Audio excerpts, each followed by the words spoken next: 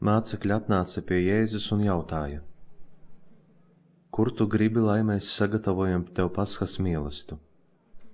Viņš tiem teica: Ejiet uz pilsētu pie viena cilvēka un sakiet viņam: Skolotājs saka: Mans laiks ir klāt. Pie tevis es kopā ar saviem mācekļiem turēšu Paskas mielastu. Tad mācekļi darīja tā, kā Jēzus tiem bija licis, un sagatavoja Paskas mielastu.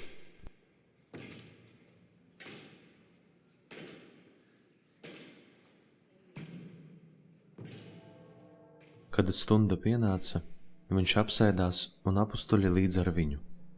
Viņš tiem sacīja: Kā es ilgojos kopā ar jums ēst šo Pasku pirms savām ciešanām.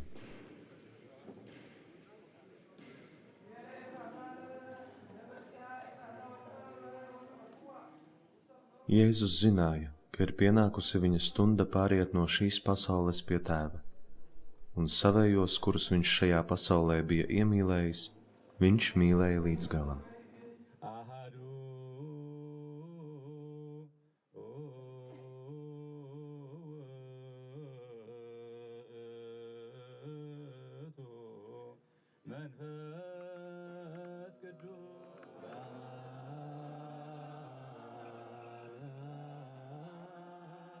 Mīlesta laikā, kad velns Jūdam Sīmeņa dēlam Iskariotam jau bija ielicis sirdī nodomu viņu nodot, Jēzus zinādams, ka Tēvs viņa rokās bija nodevis visu, un ka viņš no Dieva ir izgājis un pie Dieva aiziet, piecēlās no mīlesta, novilka virsdrēbes un paņēmis linu drānu to sev apsēja.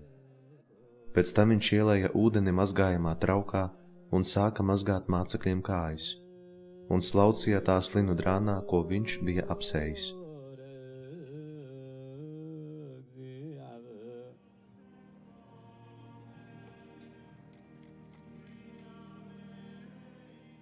Tad viņš nāca pie Sīmeņa Pētera. Tas viņam sacīja: Kungs, tu mazgāsi man kājas?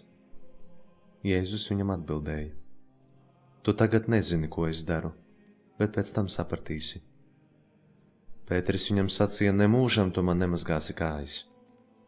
Jēzus atbildēja: Ja es nemazgāšu, tad tev pie manis nav daļas.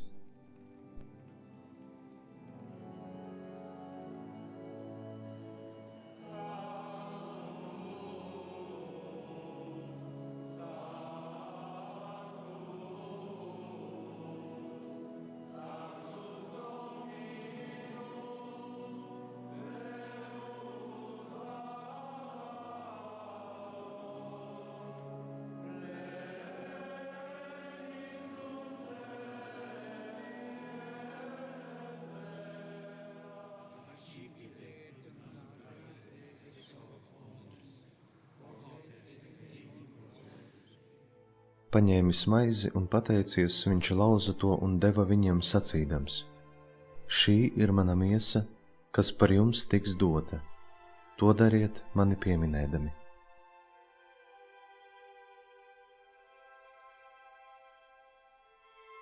Tāpat viņš ņēma arī biķeri, kad viņi bija paēduši, un teica: Šis biķeris ir jaunā derība manās asinīs, kas par jums tiks izlietas.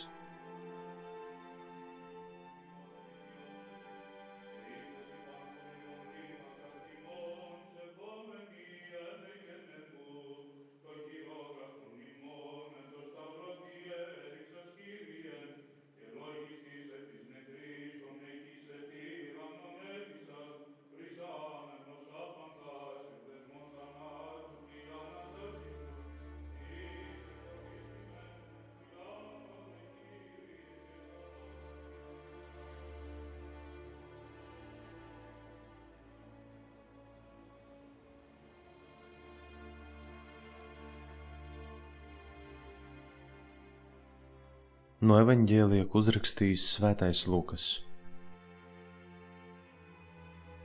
Kad viņu veda prom, tie sagrāba kādu kirēnieti Sīmani, kurš nāca no lauka, un piespieda, lai tas nes krustu aiz Jēzus. Viņam sekoja liels ļaužu pulks un sievietes, kas vaimanāja un apraudāja viņu. Pagriezies pret tām, Jēzus sacīja: Jeruzalemes meitas, neraudiet par mani, raudiet par sevi un saviem bērniem.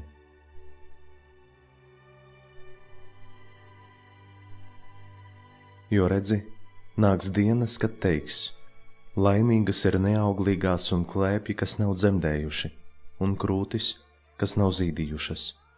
Tad kalniem sacīs: krītiet uz mums, un pakalniem: apklājiet mūs.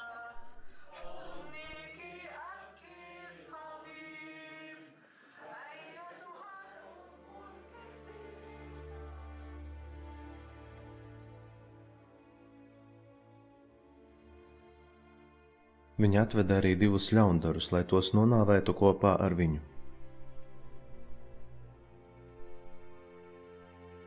Kad viņi nonāca vietā, ko sauc par galvaskausu, tie sita viņu krustā un arī abus ļaundarus, vienu pa labo, otru pa kreiso roku.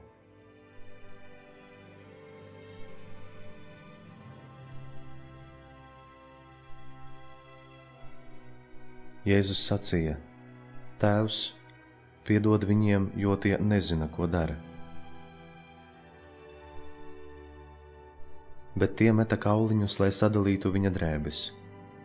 Ļaudis stāvēja un skatījās.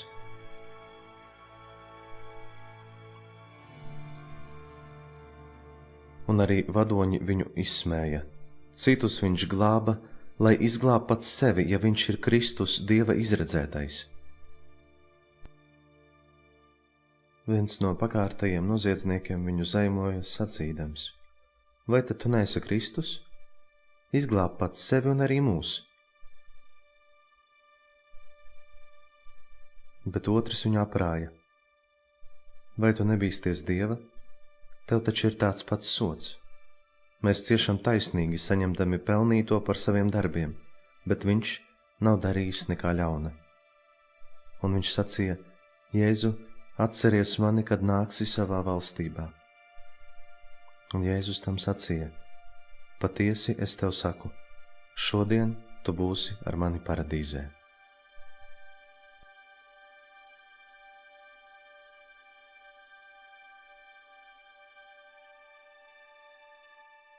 Tas bija ap 6. stundu, un tumsa pārklāja visu zemi līdz 9. stundai. Saule aptumšojās, un tempļa priekškars tika pārplēsts vidū pušu. Jēzus skaļā balsī iesaucās: Tēvs, es nododu savu garu tavās rokās. To pateicis, viņš nomira.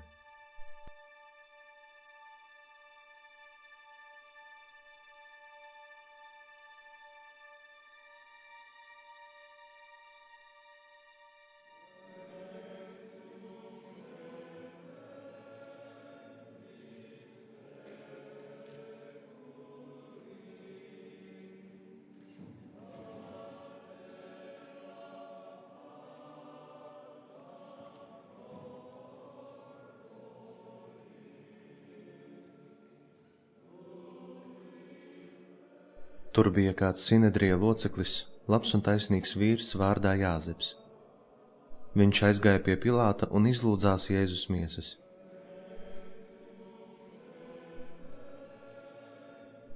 Noņēmis tās no krusta, viņš tās ietina smalkā linu audeklā un ielika klintī izcirstā kapā, kur neviens vēl nebija guldīts.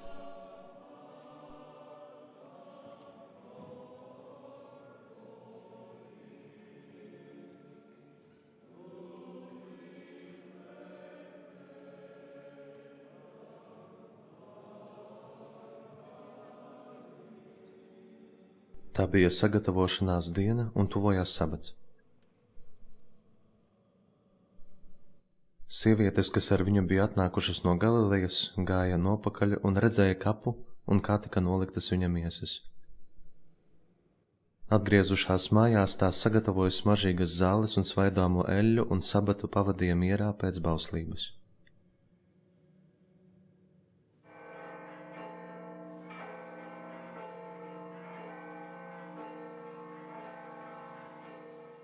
Nedēļas pirmajā dienā, pašā rīta agrumā, viņas atnāca pie kapa, nesdamas smaržīgās zāles, ko bija sagatavojušas. Bet tās atrada akmeni no kapa noveltu. Iegājušas iekšā, tās kunga Jēzus miesas neatrada. Kamēr viņas bija apjukušas par to, kas noticis, redzi, tām blakus nostājās 2 vīri spoži mirdzošās drānās. Tās izbailēs zemu nolieca galvas, bet viņi tām sacīja: Ko jūs meklējat dzīvos starp mirušajiem? Šeit viņa nav. Viņš ir augšām cēlies.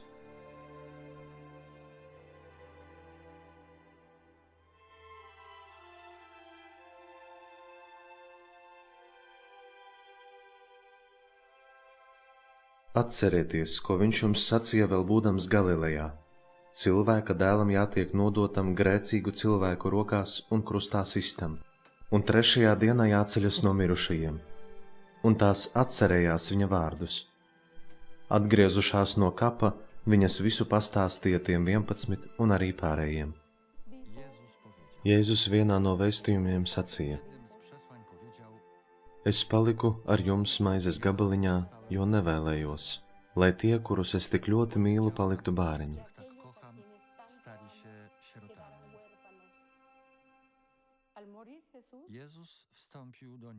Jēzus uzkāpa debesīs, bet negribēja mūs atstāt par bāriņiem.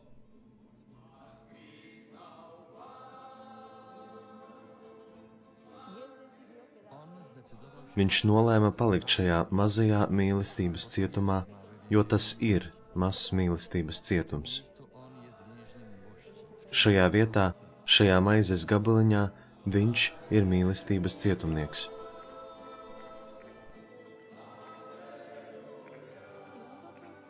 Mēs bieži nespējam aptvert, ka šī maize ir kas vairāk nekā parasta maize. Pilnīgi neviena barība nedod tādu spēku kā šī maize. Bez šīs maizes un bez ticības, ka šajā maizē ir apslēpts Dievs, mēs nespējam stāties pretī Sātanam, nespējam cīnīties ar pasauli, kas ir mūsu ienaidnieki, nespējam pretoties mūsu miesas iegribām.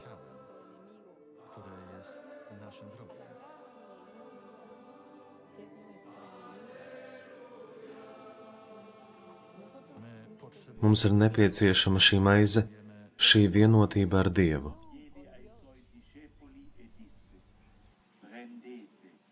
Ņemiet un ēdiet, šī ir mana miesa, kas par jums tiks atdota.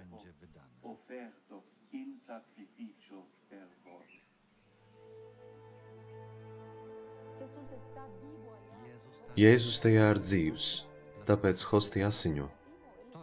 Viņš vēlas mums parādīt, ka mājošajā maizes gabaliņā tādēļ notiek euharistiskie brīnumi, jo kungs pats vairs nezina, kā mūs uzrunāt, lai mēs pieietu pie viņa altāra, jo viņš dzīvo. Bet ne jau Jēzum ir nepieciešams, lai mēs viņu pieņemtu kā barību, bet gan mums pašiem ir nepieciešams pieņemt viņu.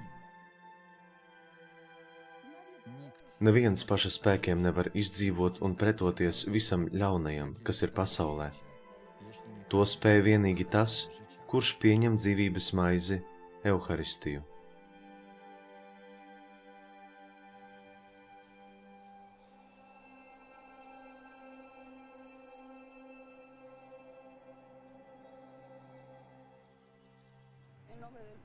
Dieva Tēva un Dēla un Svētā gara vārdā. Āmen.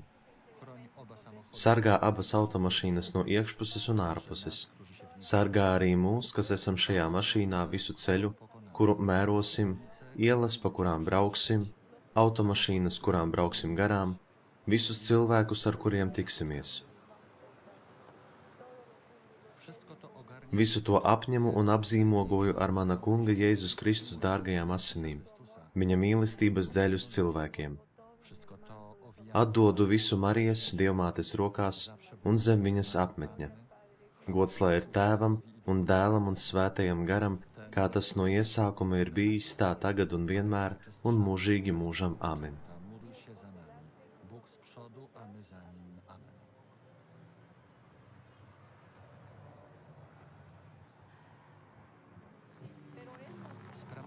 Šajā vietā svinējām svēto misi, jo tieši šeit notika daudzi sātanistu rituāli.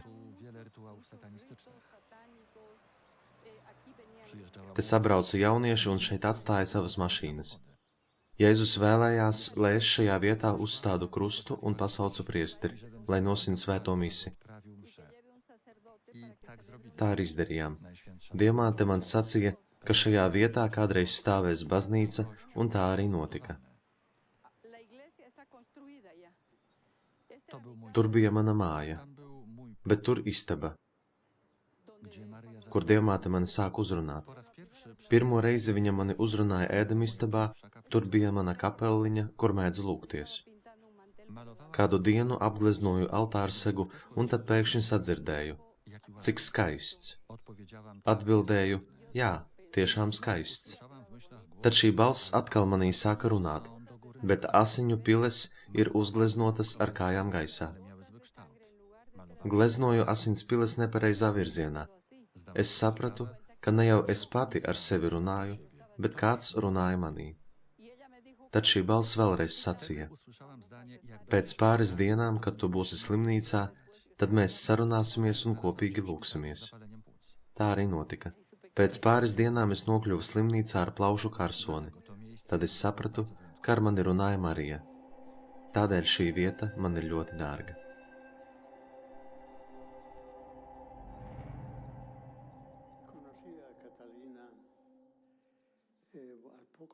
Katalīnu Rivas iepazinu, kad 1998. gada maijā ierados Kohabambā.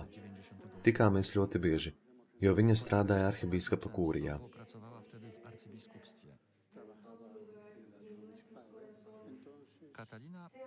Katalīna man toreiz pateica, ka no Dieva saņem vēstījumus, kuri izskaidro mācību par Jēzu Kristu. Katalīna runā tikai to, ko Dievs vēlas sacīt cilvēcei.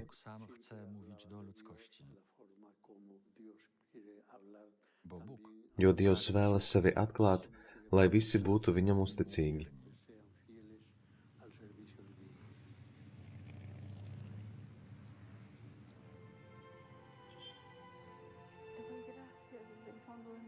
No sirds dziļumiem es tev pateicos par šo dienu.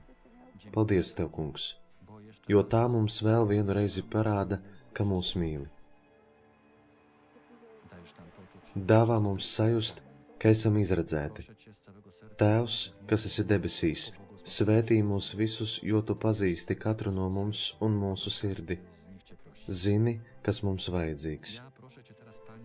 Uzklausi katru lūgšanu, ja tā nav pretrunā ar tavu gribu. Un ja tas, ko viņi lūdz, nesīs garīgu augšanu.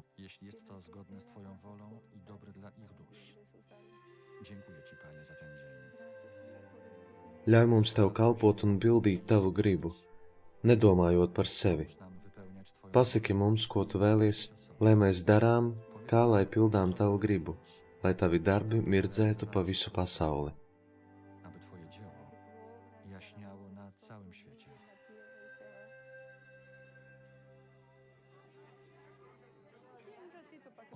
Tēvs, lūdzam svētību. Dieva Tēva un Dēla un Svētā gara vārdā. Āmen.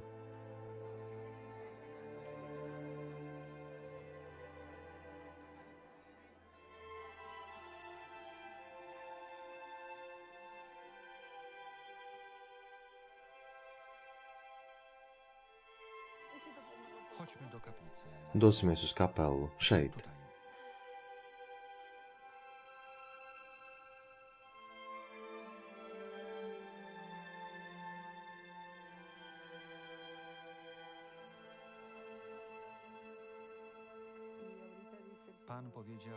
Kungs man sacīja: iedošu jums to, ko jūs lūdzat, tiem, kam tas vajadzīgs visvairāk. Pateicos viņam. Reiz es lūdzu, lai dod man telpas, kur mēs varētu pabarot nabagus. Viņš atbildēja: es esmu tas, kas rūpējas par katru. Visu, ko man dod Tēvs, dodu jums. Es esmu, un jūs man patīkat. Īpaši nabadzīgie un izsalkušie. Viņiem ir nepieciešamas manas delmas. Tas notiek caur jūsu rokām. Viņiem ir vajadzīgi mani vārdi, kas iziet no jūsu lūpām. Mana mīlestība, kas plūst caur jūsu sirdīm. Mani bērni, Svētīju jūs un jūsu darbību šo nabadzīgo labā. Caur jūsu darbu svētīju arī šos mazos un atstumtos. Es rūpējos par jums un jūsu ģimenēm. Jūsu darbs ir mūsdienu mīlestības zīme. Tas ir baznīcas uzdevums. Tas viss ir manas sirds mīlestības zīme. Šodien mana māmiņa ir jums blakus un jums palīdz. Amen.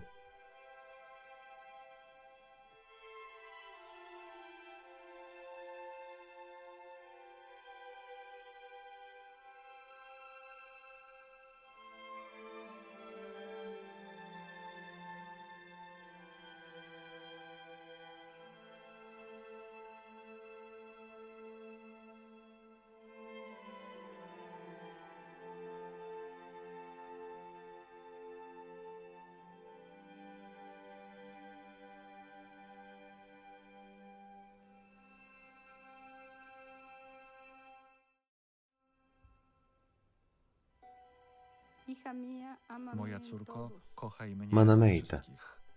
mīli mani visos cilvēkos. Chcę cię kochać w tych, którzy Kungs, wywołują vēlos tevi mīlēt tajos, kas izraisa karus, w tych, tajos, którzy kas chcieli mirst, popełnić samobójstwo. tajos, kas vēlējušies izdarīt pašnāvību, kā arī slepkavās un tajos, kas sagrēkos, W sierotach i we wdowach. bāriņos un atraitnēs, cilvēkos, kuriem tu esi vajadzīgs, un tajos, kas tevi ignorē. W tych, którzy cię Vēlos kochają, mīlēt tajos, kas mīl tevi, un tajos, kas tevi noliedz, straconych i izmisušos un bagātajos, w tych, którzy tajos, kas tevi ir aizmirsuši, un tajos, kas algs tevi iepazīt. kocham cię we wszystkich. Es mīlu tevi it visos, kungs.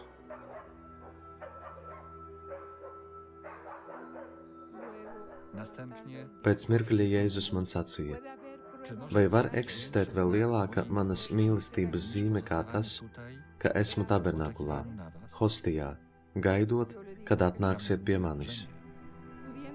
Es viņam atbildēju, ka nē, tāda neeksistē. Łaski, aby żyć w prawdziwym Jēzus sacīja: Taki cilvēks var saņemt visas vajadzīgās žēlstības un piedzīvot laimi, bet viņš to nevēlas. ja jestem tu. Pasaki viņiem, ka es esmu šeit, mīlestības sakramentā.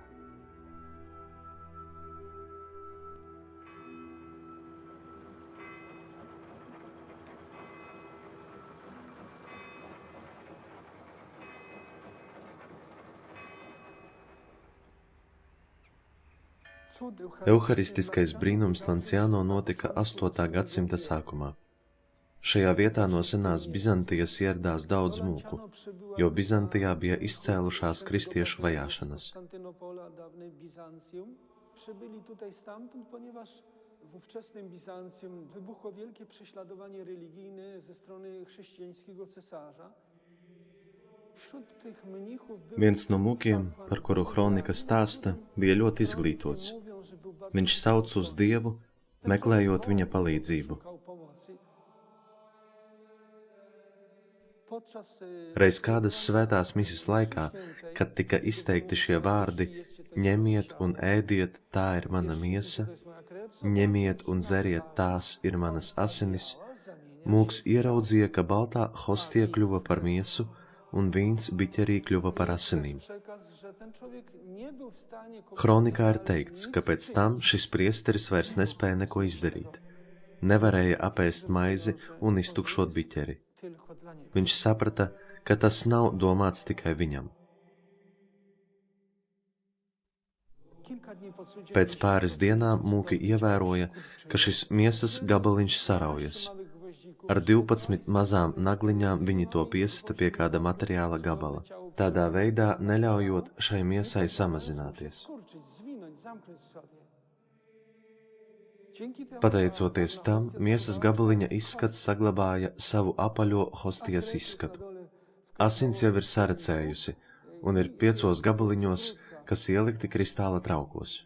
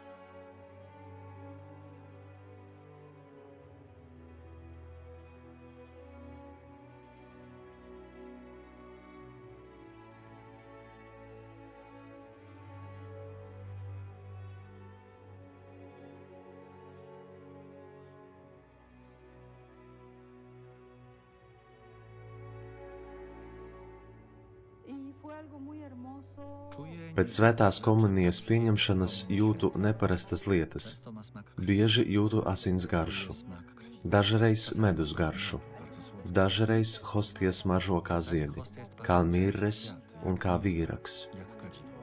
Jūtu Jēzus spēku, neaprakstāmu saldmi. Czuję siłę Jezusa. Słodycz ogromną.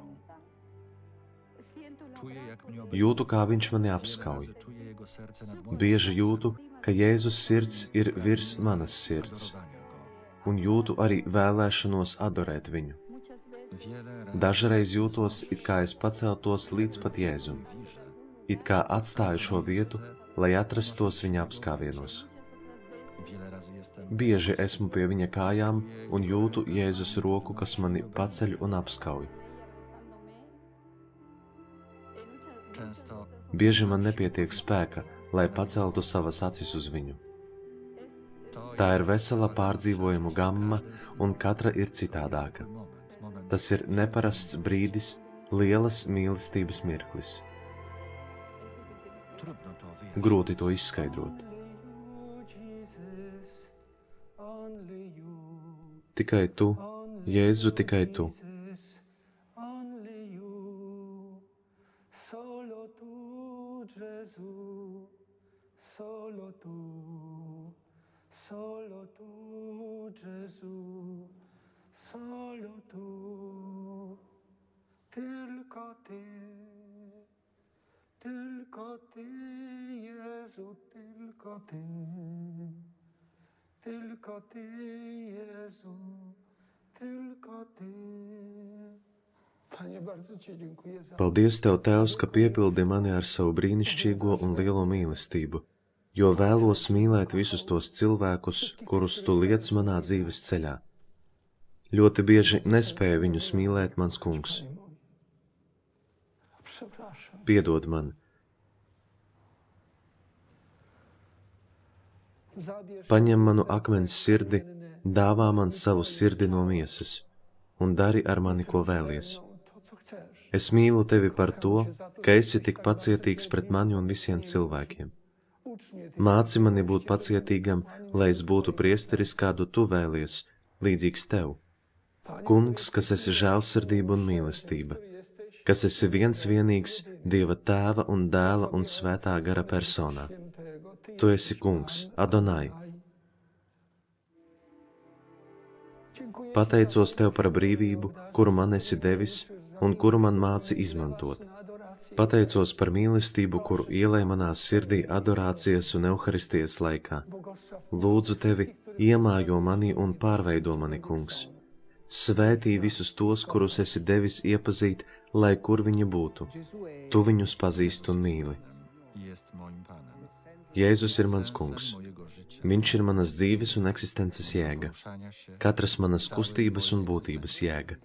Bez Bez niego, viņa, bez jego bez Jēzus mīlestības manis nav, un es neko nevaru izdarīt. mogę zrobić. Tā ir patiesība, kuru kādreiz atmetu. Odrzucałem. Pirms 11 gadiem izskatījos tā. Varēja padomāt, ka biju ļoti kārtīgs, sagatavots, apdāvināts un perfekts ārsts, Doskonałego lekarza, doskonałego.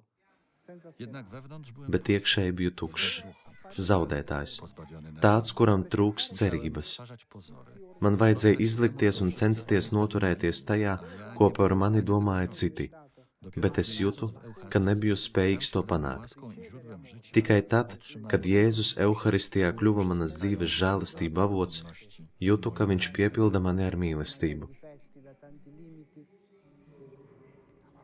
Amen. Allora, come mi sono aiutato? Tym, co mi pomogło, Pazuda daudzas manas nepilnības, trūkumi un ierobežojumi. cudu Tas, kas man palīdzēja, bija šis euharistiskais brīnums Lačjano pilsētā. Dopo aver ricevuto Dio, po przyjęciu Jezusa Pēc Jēzus pieņemšanas Euharistijā piedzīvoju svētā gara izliešanos savā sirdī. che può essere to może Tā var būt miera un mīlestības sajūta. doświadczenie Sajūta, miłości, ka esi pieņemts, akceptēts, ka esi Dieva bērns. uczuciem Bożym, uczucie Jūtos iepriecināts. lo Spirito Santo. Duch Święty Svētais gars, kas nāk pie cilvēka, piepilda viņu. wypełnia go. Ammetto di non essere. Przyznaję to. Sono dipendente Atzīstos, ka esmu atkarīgs no Jēzus mīlestības. da solo, non sono Man nepietiek pašam ar sevi. Pokój serca, Sirds miers, ko kādreiz nemaz nejūtu, tagad tikai padziļinās dažādās situācijās. Patiesībā jūtos arvien brīvāks, kad esmu vairāk atkarīgs no Jēzus mīlestības. Katrai cilvēciskai būtnei ir vajadzīga mīlestība, un Jēzus ir mīlestības pilnība. Daudzi cilvēki nāk apskatīt euharistisko brīnumu Lačjāno. Tā redzēšana liek daudz ko pārdomāt un meklēt, jo ne visu vienmēr spējam saprast, un varbūt pat nevajag visu izprast un izzināt. Kad nespēju izprast, klusēju un gaidu. Ar pacietību gaidu atbildi, un tā atnāk. Bo kiedyś na pewno przyjdzie odpowiedź i to się dzieje.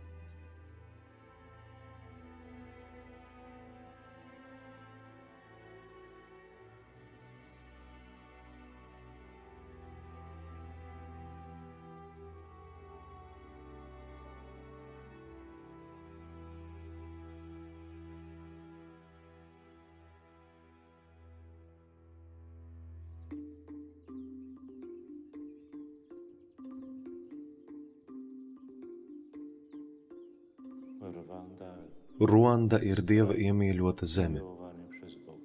Tā ir piedzīvojusi lielas ciešanas, kolonizāciju, cilšu nesaskaņas.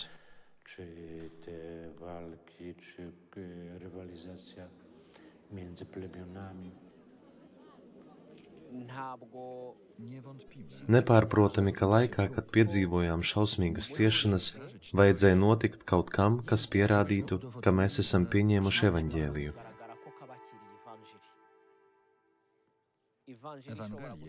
Evaņģēliju, kas ir spējīgs izmainīt un saraut barjeru, kas pastāv starp ciltīm, barjeras starp reģioniem un rasēm, lai mēs visi kļūtu viena Dieva bērni.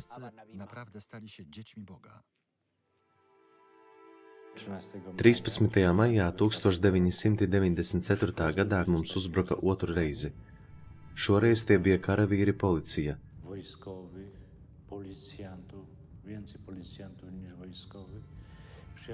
Kas ieradās mūs visus nogalināt, iznīcināt mūsu draudzi, baznīcu, īpaši tos, kurus mēs slēpām.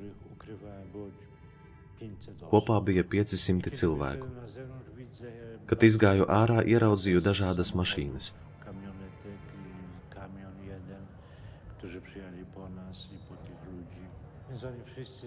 Karavīri kliedza, lai es nododu šos 500 tutsi cilts pārstāvjus, kas atradās baznīcā.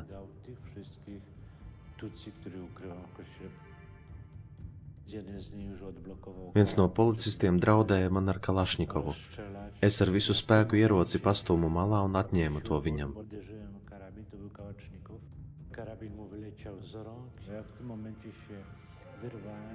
Iegāju baznīcā, tā bija žēlastības stunda, 15:15, kur lūdzās žēlastības kronīti.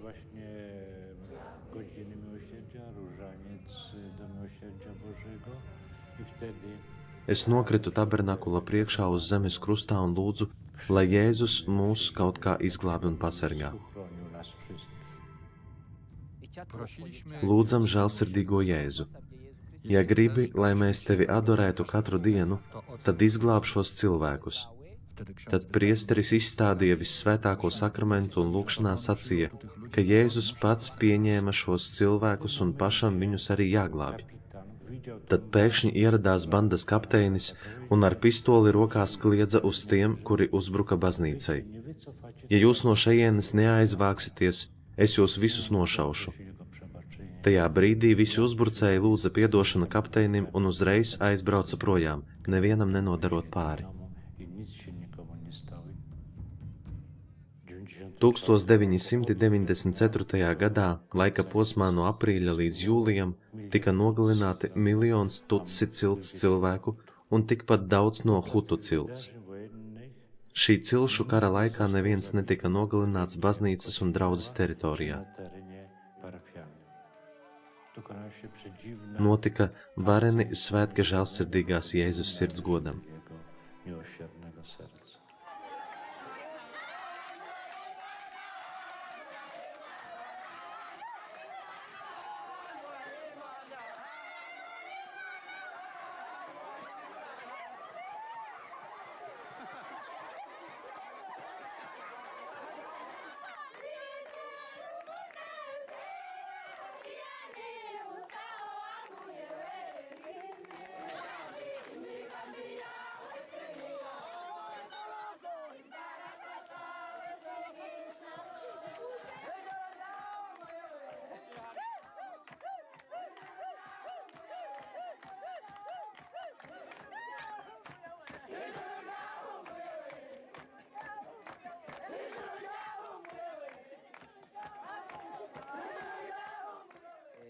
Wielkim Liels cudem brīnums, kas notika Ruandā, bija visu kristiešu vienotība un kopīga palīdzības nešana tiem, kas cieš.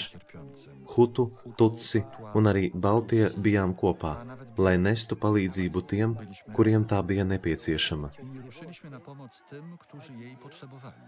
gufasha abantu bari bafite ingorane.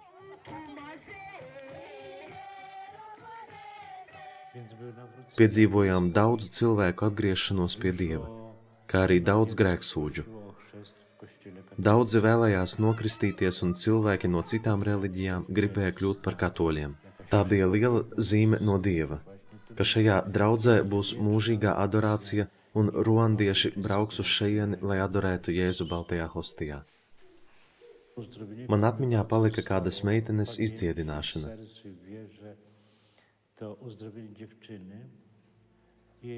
Kad notika karš starp ciltīm, viņas acu priekšā nogalināja viņas tēti. Baisi bija tas, ka meitenei lika skatīties, kā viņas tēti brutāli nogalina. Bet vēl briesmīgāk bija tas, ka meitenes tēvam slepkavas nogrieza pirkstu un lika meitai to norīt.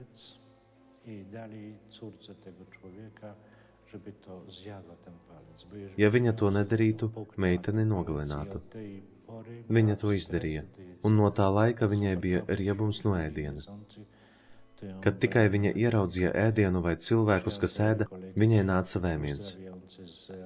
Šī meitene atbrauc uz mūsu draudzes rekolekcijām, kuras tika vadītas tiem, kas cieta no kara sekām. Un Jēzus šajās rekolekcijās izdziedināja šo meiteni tik tālu, ka uzreiz pēc tam, žēlastības svētku laikā, viņa aizbrauc uz cietumu, kur atradās viņas tēva slepkava, lai pateiktu viņam, ka no sirds piedod, viņam sacīdama: Nebaidies, no šīs dienas tu esi mans brālis.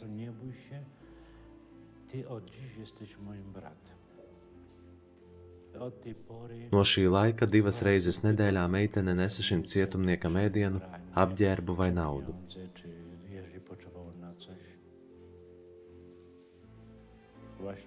Tieši šeit, Ruandā, daudzi ruandieši saņēma mierinājumu, piedošanu un dziedināšanu. Viņi salapst savā starpā un paši ar sevi.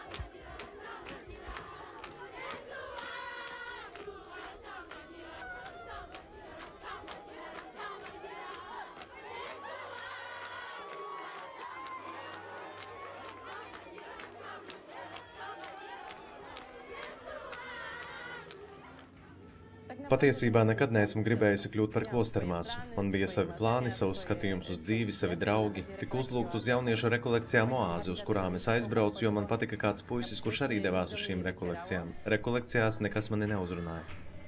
Tomēr pēc pusotra mēneša daži citāti no konferencēm, kuras bija rekolekcijās, sāk atgriezties manā atmiņā, un es sapratu, ka Dievs kaut ko vēlas no manis. Tad aizgāju uz vannas istabu, apsēdos uz drēbju grozu un teicu Jēzum: Jēzu, vai nu tagad, vai nekad. Tad es sajūtu sirdī lielu mieru un prieku un sapratu, ko tieši Jēzus vēlas no manis.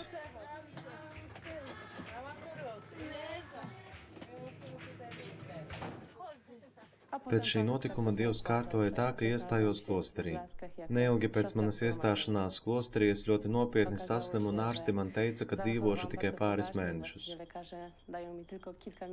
Tātad man jāmirst.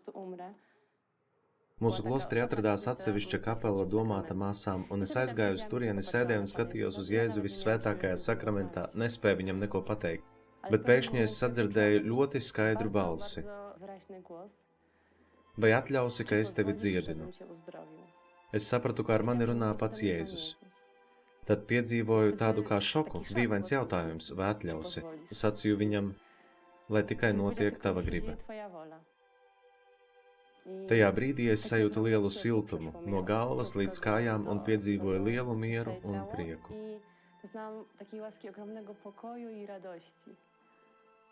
Dievs deva man jaunu dzīvi un jaunu žēlastību, un es saprotu, ka mans izbrauciens uz Ruandu 3 mēnešus pēc dziedināšanas ir viņa izdomājums, jo man pat prātā nebija ienākusi tāda doma. Būt neredzīgam Ruandā ir divkārša nelaime. Tas nav tikai redzes trūkums, kas traucē dzīvot, iegūt izglītību un apgūt amatu. Bet sāpīgākais ir fakts, ka šie cilvēki Ruandā ir pilnīgi atstumti, jo līdz šai dienai šajā valstī ir mainticīgs uzskats, ka aklums ir senču atriebība. Šī iestāde aklajiem bērniem tika izveidota pateicoties Polijas klosterim Laska pilsētā, kur arī ir māja aklajiem bērniem, kuri dzīvo Polijā. Bērni Afrikā, kuri nonāk mūsu iestādē, aklajiem ir jau daudz pārdzīvojuši. Viduslāņa ģimene Ruandā ēd vienreiz dienā, bet gadās, ka ģimene ēd vienu reizi 2 vai 3 dienās. Daudzi bērni pie mums tiek atvesti ar bada slimības sindromiem, un ir vajadzīgs laiks, kamēr šāds bērniņš atkal izvesaļojas un kļūst kā pārējie.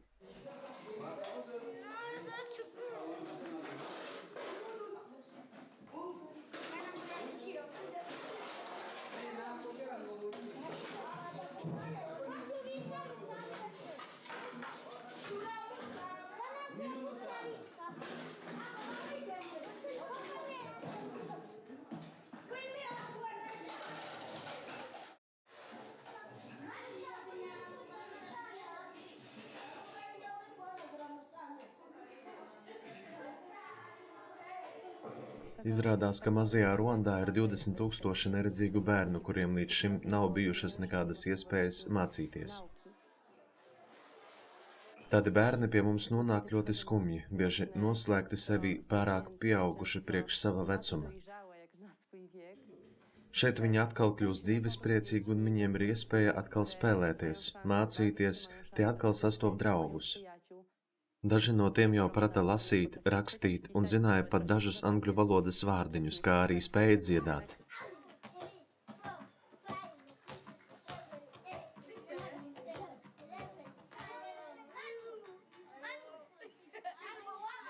Kad šādi bērniņi devās uz mājām brīvdienās, atgriežoties ar lielu prieku stāstīja: māsa, kad es mājās sāku lasīt Braila rakstā, viss ciems nāca skatīties.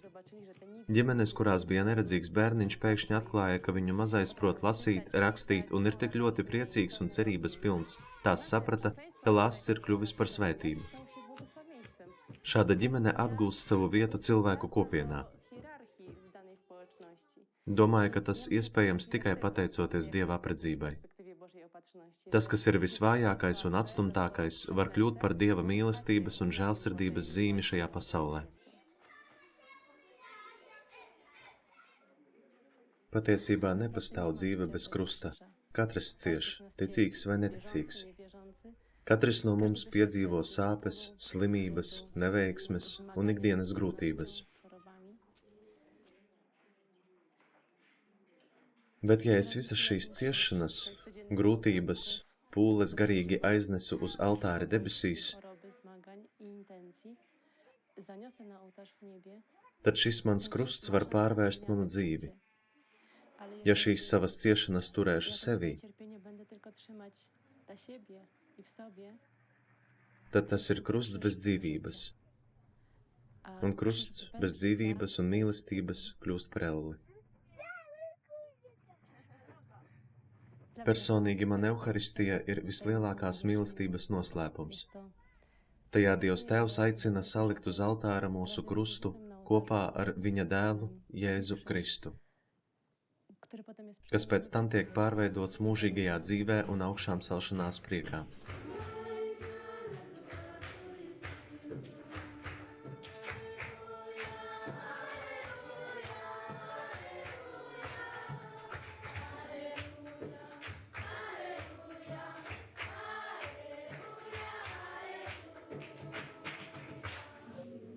yaragira ugabizwa ububabare n'urupfu k'ubushake bwe, yafashe umugati arashimira arawumanyura, nuko yohereza abigishwa be avuga ati: nimwakire maze muryeho mwese, iki ngiki koko ni umubiri wanjye ugiye kubatanga. Kad priesteris baznīcas vārdā paceļ Kristus miesu un asinis un velta viņu Dievam, Tēvam svētajā garā,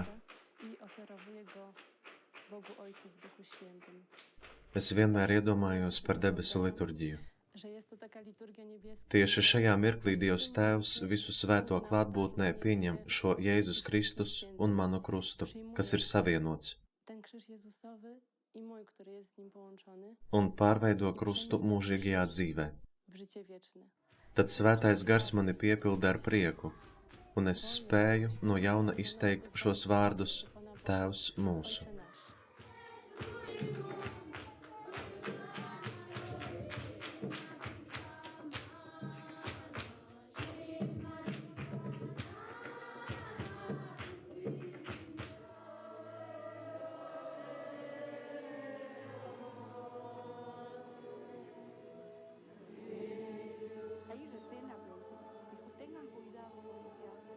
Jēzus man sacīja: uzmanieties, ko dariet, ja vēlaties izveidot nosacījumus Dieva žēlsirdīgai piedošanai.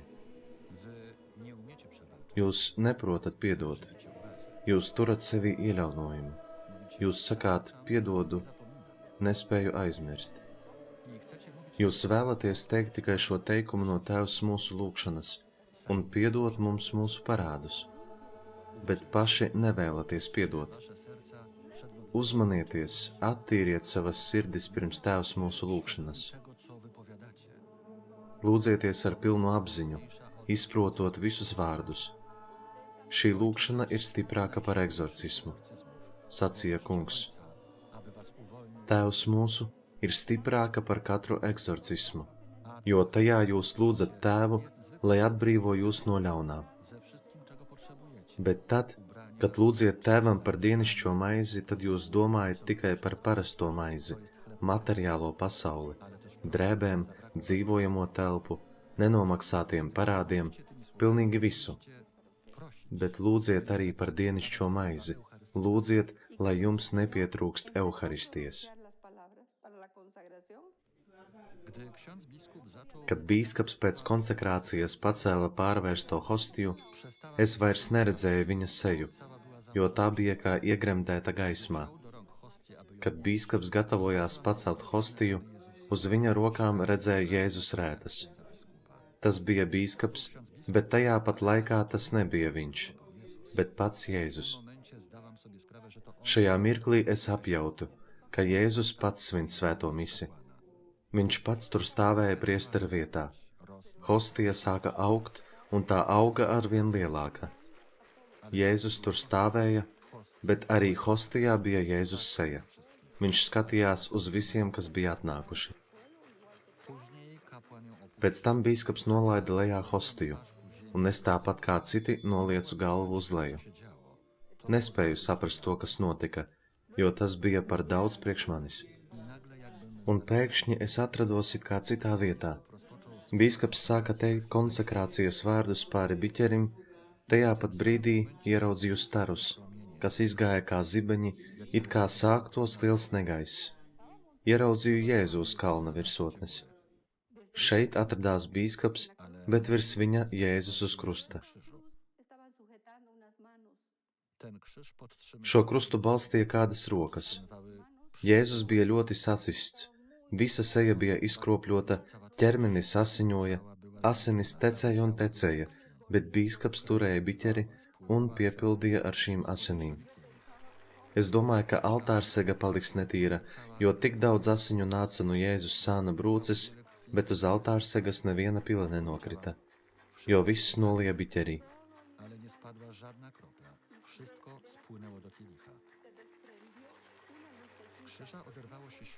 Pēkšņi no krusta atrāvās it kā gaisma, pārlidoja pāri visiem klātesošajiem un nolaidās uz bīskapa kreisā pleca. Tā ir svētā trīsvienība, kas ir Euharistijā. Tēvs ar ciešanām pietur dēlu, un tajā ir klātesošs svētais gars.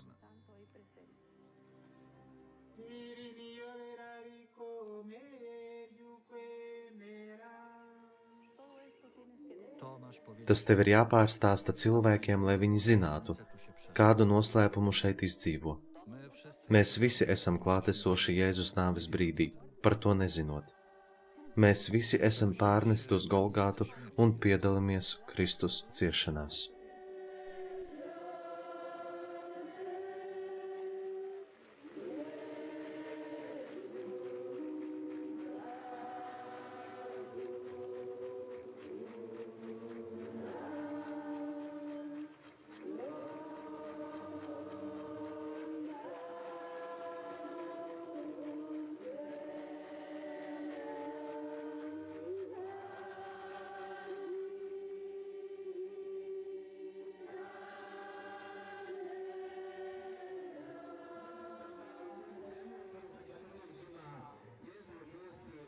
Jēzu, paņem šodien mani no tumsas uz gaismu. Dziedini mani no visiem maniem ievainojumiem, dziedini tos, kuri kaunās no manis.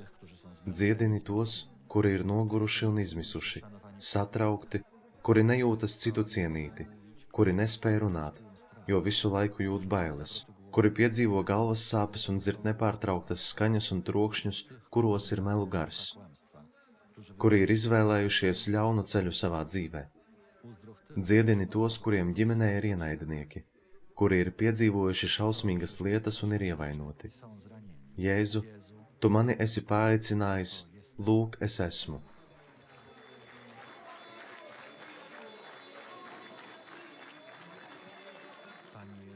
Jēzu, zinām, ka esi Dievs. Tu kļuvi cilvēks un atklāji mums sevi, bet tagad esi šeit, vissvētākajā sakramentā, šajā lielajā dienā, kurā pieminam tavu lielo žēlsirdību.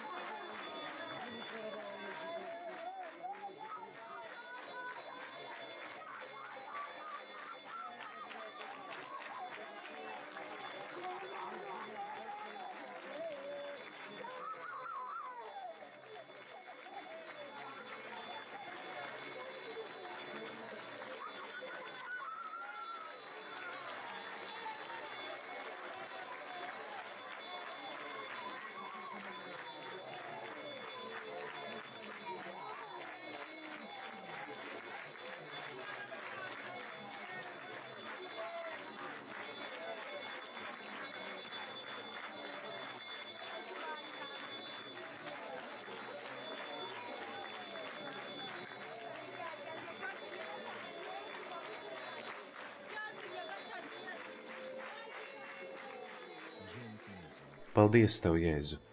Paldies, Kungs!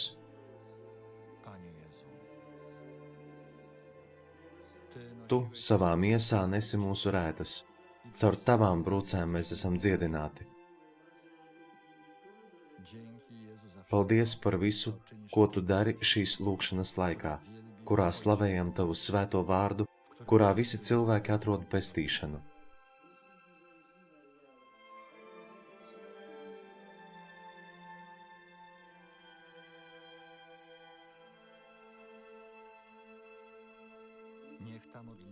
Lai šī lūgšana, žēlsirdīgais Jēzu, nonāk līdz Tavai sirdī. Lai mēs tiekam attīrīti no visas nešķīstības un lepnības Tavu asiņu spēkā. Skaistais Jēzu, Tavs vārds ir pāri katram vārdam. Žēlsirdīgais Jēzu, Tev slava un gods, kas dzīvo un valdi Dieva Tēva godībā, svētā gara vienībā, Dievs visos mūžu mūžos. Āmen.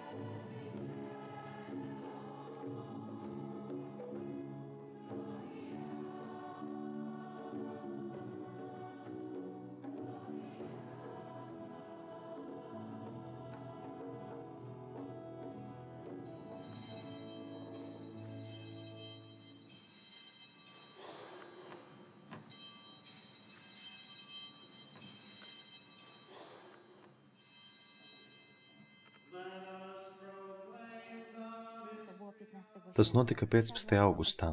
Iesēdos ātri liftā, lai nobrauktu lejā no 72. stāva. Kad aizvērās durvis, lifts sāka krist uz leju. Kritiens bija tik briesmīgs, biju ļoti nobijusies un sāku raudāt.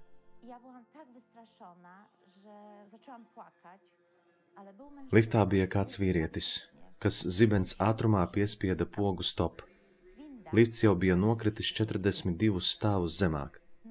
Par laimi nevienam nekas nenotika. Nākamajā dienā piezvanīju mammai uz Poliju, lai viņa pasakās Dievam, ka es dzīvoju.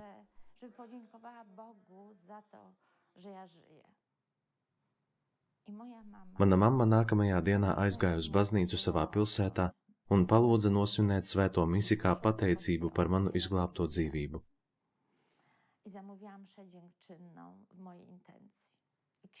Priesteris, atverot savu kalendāru, pateica manai mammai, ka tuvākā no nodomiem brīvā svētā mise ir tikai 11. septembrī 2001. gadā.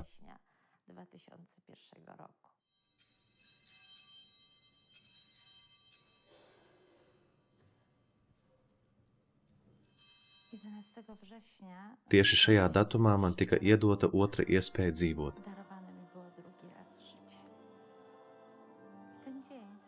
Šī diena sākās kā parasta darba diena. Mans vīrs mani aizveda pie paša debesu skrāpja.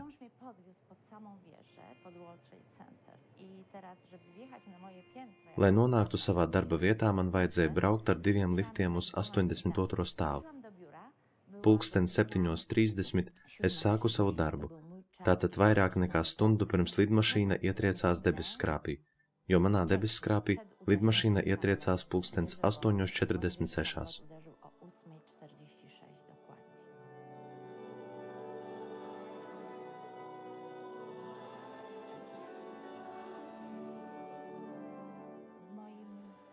Manā birojā bija pilnīgs klusums. Neviens nerunāja savā starpā. Kad pēkšņi šo klusumu pārtrauca kaut kāds rībiens, kuru izraisīja betona sabrukšana un gaisa spiediens, kas ar lielu plūsmu spraucās telpās.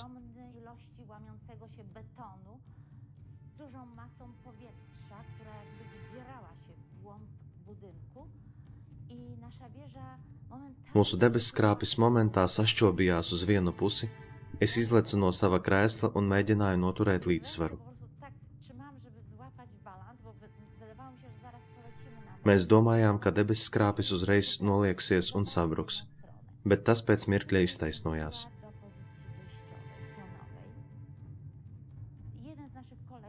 Viens no darbiniekiem sāka kliegt: ārā, tūlīt visi ejiet ārā. Es paķēru savu somu un skrēju uz izeju. Domāju, ka tā bija zemestrīce, bet, kad nonācu līdz izejai, tad telpa bija pilna ar tumšiem dūmiem.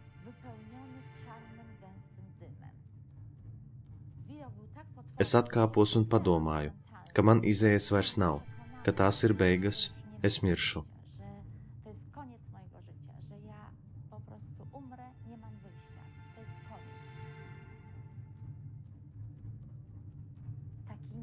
Sajūtu bailes, ka es pieņemšu nāvi, un sāku lūgties, lai svētais gars palīdz man pieņemt nāvi ar mieru.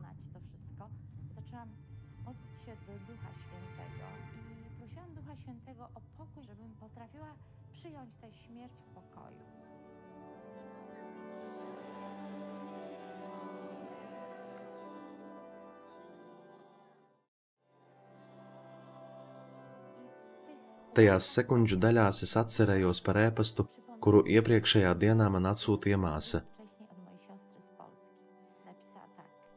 Rīt visa ģimene dosies uz svēto misi tavā nodomā, lai pateiktos Dievam par tavu izglābšanos no nāves.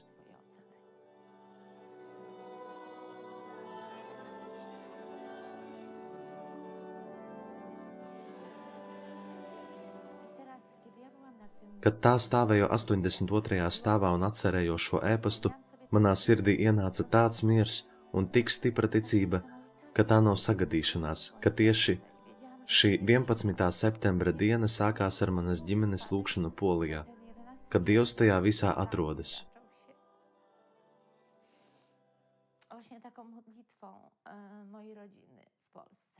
wiedziałam, że to nie jest przypadek, że w tym wszystkim Pan Bóg po prostu działa bardzo. I zaczęłam wtedy Tad es sāku skriet lejā cauri melnajiem dūmiem kāpņu telpā. w kierunku klatki schodowej. Zaczęłam zbiegać w dół. I pamiętam, że Pēc tam kāds mūs vadīja divās vietās. Vienā bija mazāk cilvēku, otrā vairāk. w drugim było mniej. Nie wiem dlaczego wybrałam to miejsce. Un es nezinu kāpēc, bet izvēlējos tieši to vietu, kur bija vairāk cilvēku. Pa turieni arī cilvēki ātrāk izgāja ārā. Es jutos, ka tieku vadīta ar sarģeņģeļa palīdzību. Pamiętam, że jak byłam Kad atrados 20. stāvā, tad redzēju, ka ugunsdzēsēji devās augšā. Redzēju kādu jaunu ugunsdzēsēju un sāku par viņiem lūgties. Patrzyłam na niego i zaczęłam się za tych strażaków wtedy modlić, bo po prostu żal mi było tego. Jo man bija tik žēl noskatīties uz šo jaunekli, kas bija aptuveni tik vecs kā mans dēls.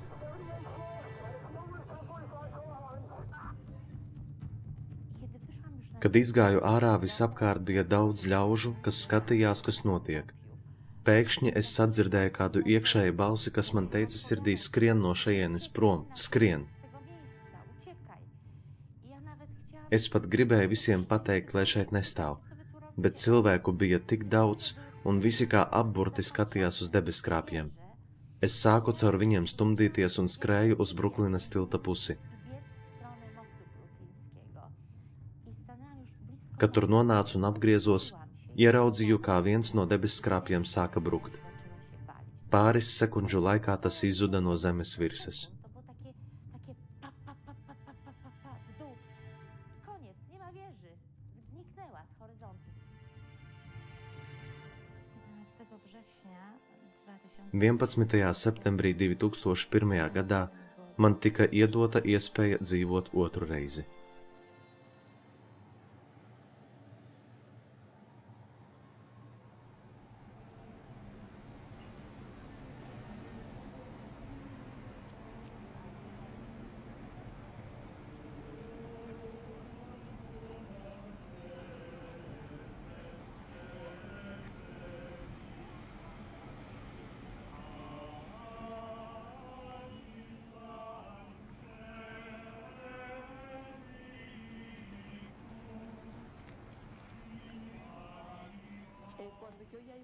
Kiedy już miałem Kad es jau gribēju iet ārā, Jēzus man sacīja: Nē, vēl, paliec vēl mirklīti, jo tev nevajadzētu iet steigā pēc svētās mises, jo tas ir mirklis, kad es vēlos, lai jūs mani uzklausītu, vēlos parunāt ar jums.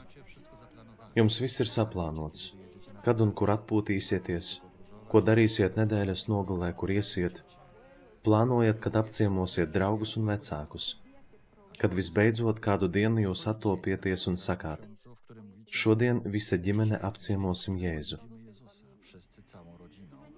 I mówcie mi w mojej Tad stāstiet man visu, kaut gan es zinu visu, bet es vēlos, lai jūs padarītu mani par savas dzīves sastāvdaļu. Jums ir nepieciešams, lai es kļūtu jūsu dzīves centrs.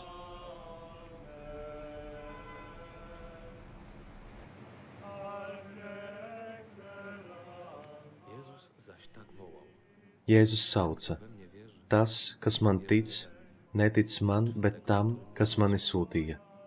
Bet tas, kas mani redz, redz to, kurš mani ir sūtījis. Es pasaulē esmu nācis kā gaisma, lai neviens, kas man tic, nepaliktu tumsībā. Bet ja kāds dzird manus vārdus, bet tos neievēro, tad es viņu netiesāju. Es neesmu nācis pazudināt, bet pestīt.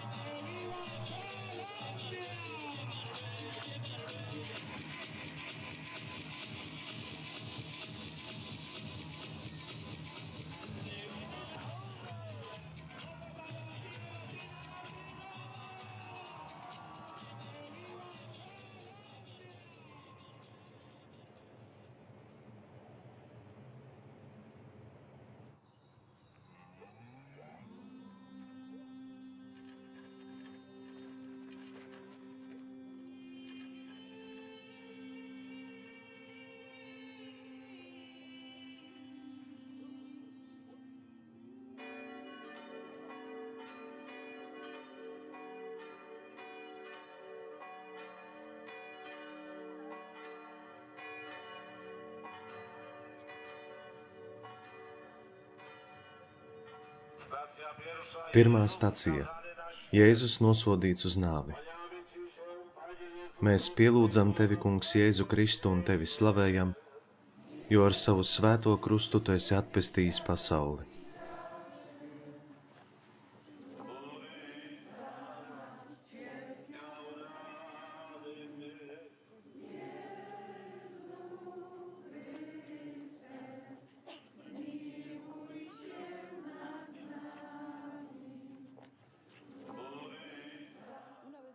Pewnego razu Pan powiedział: Kādu dienu Jēzus man sacīja: cilvēks kļūst vairāk cilvēcisks, kad atrodas uz ceļiem Dieva priekšā. Vienmēr. Viņš var būt biznesmenis, politiķis, varbūt militāra persona, tas, kurš dod pavēles, pat ļoti svarīgas, bet tā pa īstam svarīgs viņš ir tikai tad, kad spēj noliekt ceļu uz Dieva priekšā. Visam citam nav vērtības.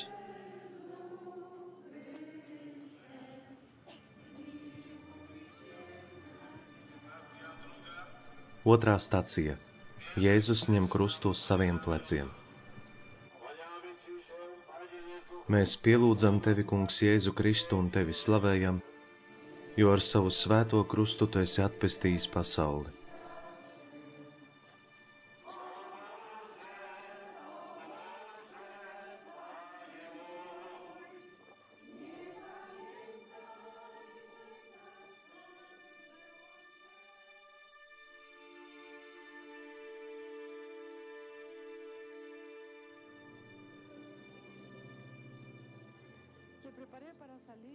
Vēlējos piecelties, lai pieņemtu svēto komuniju, bet Kungs mani nedaudz atturēja. Pagaidi un paskaties. Tad redzēju, kā viena sieviete stāvēja rindā gaidīdama, kad varēs pieņemt Euharistiju. Un mirklī, kad viņa pieņēma Jēzu hostijā uz mēles, ieraudzīju, kā viņu caurstrāvoja milzīga gaisma. Šī gaisma viņu apņēma.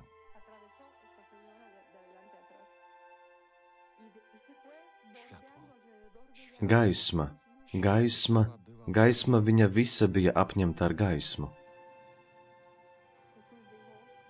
Jēzus man teica: klausies. Tajā mirklī kāda cita sieviete, kura atradās pirms manis, sāka iekšēji lūgties.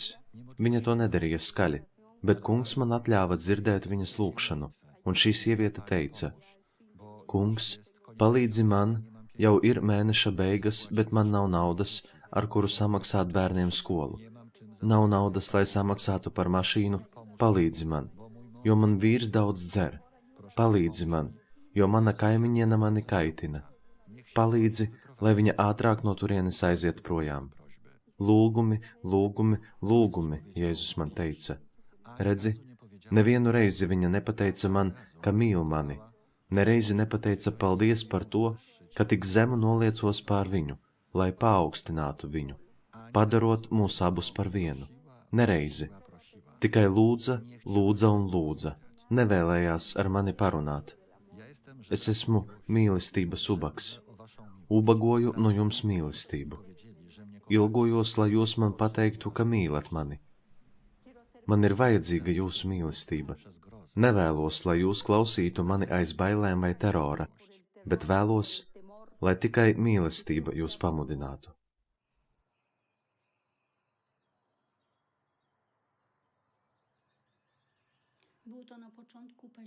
Tas notika oktobrī, 2008. gadā. Biju jauna zakristiāne un tīrot baznīcu ieraudzīju, ka uz altāra speciālā traukā, kur bija ūdens, ir ielikta hostija.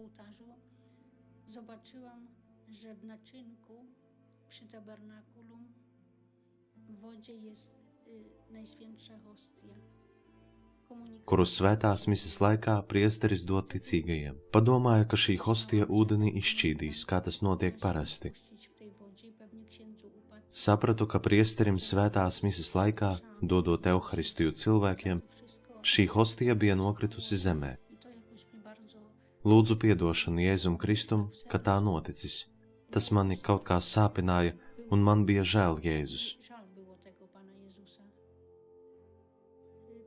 Pārlēju visu citā traukā un ieliku seifā, lai vēlāk, kad hostija izšķīdīs, es varētu izliet sastāvu speciālā tam paredzētā vietā.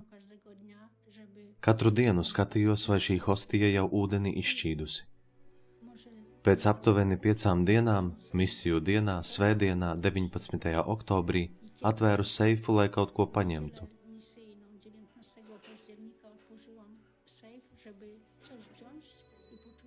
Un sajūtu maizes smaržu.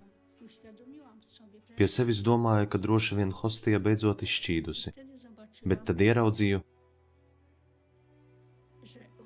ka šī hostija bija jau gandrīz izšķīdusi, bet vidū bija redzamas sarkanas dzīves asinis. Padomāju, kāpēc šīs asinis neizšķīst ūdenī un neiekrāso to, kā tas parasti notiek, bet šeit hostija bija balta, ūdens caurspīdīgs un viducis tāds tumši sarkans, gandrīz bordo krāsā.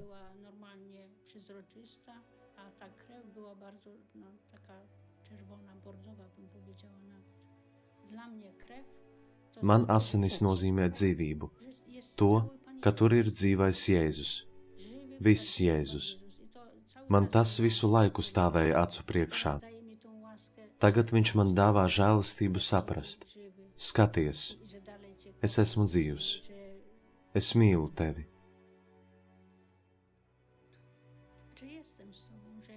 Esmu ar tevi, esmu ar katru cilvēku.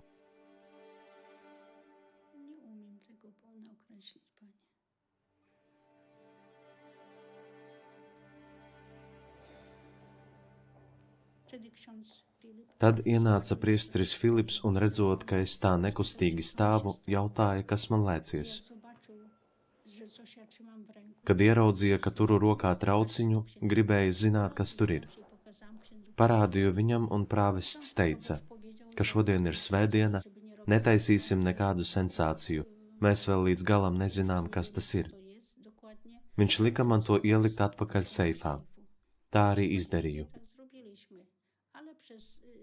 Vairāku dienu garumā es un priesteris pārbaudījām, vai kaut kas ir mainījies ar hostiju, bet nekas nemainījās.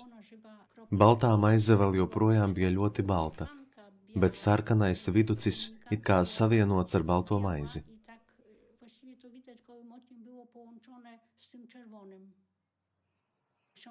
Prāvests nolēma paziņot bīskapam par šo situāciju un trauku ar svēto hostiju pārnes uz prāvesta privāto kapelu. Dzirdēju, ka bīskaps atbrauca un svēto hostiju nolika uz korporāla, un sajūtu lielas dāvanas žēlastību, ka beidzot cilvēki varēs ieraudzīt, ka Euharistijā ir dzīvs Dievs un varēs viņu pielūgt un adorēt. Tas, ko Jēzus sacīja, es esmu ar jums līdz pat pasaules beigām, ir patiesība. Tas tiešām notiek, lai cilvēki pārliecinātos, ka šī euharistiskā maize, kuras svētās mises laikā tiek pārvērsta par Kristus miesu, ir patiesa kunga klātbūtnes zīme.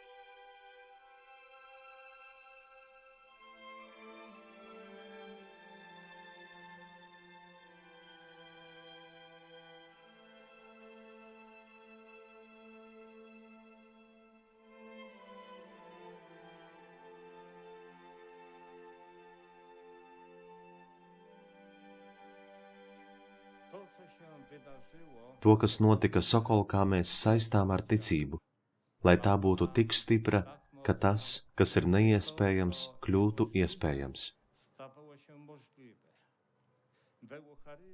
Euharistijā, māca pāvests Benedikts 16.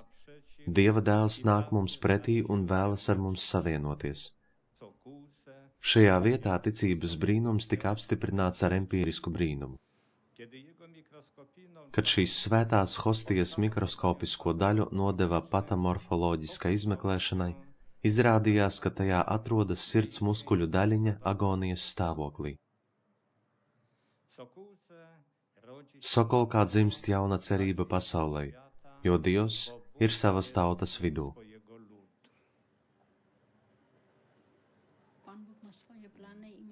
Dievam ir savs plāns, kā dzimstot izvēlējās Bētlemi, tā tagad izvēlējās mazu pilsētiņu Sokolku, pirms tam maz pazīstamu pilsētu,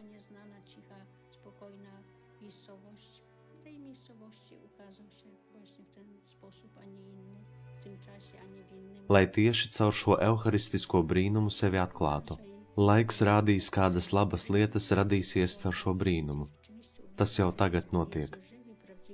Cilvēki ieraudzīs, ka Euharistijā Jēzus ir klātesošs, dzīvs un patiess.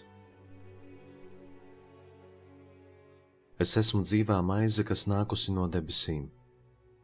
Kas ēdīs no šīs maizes, tas dzīvos mūžīgi.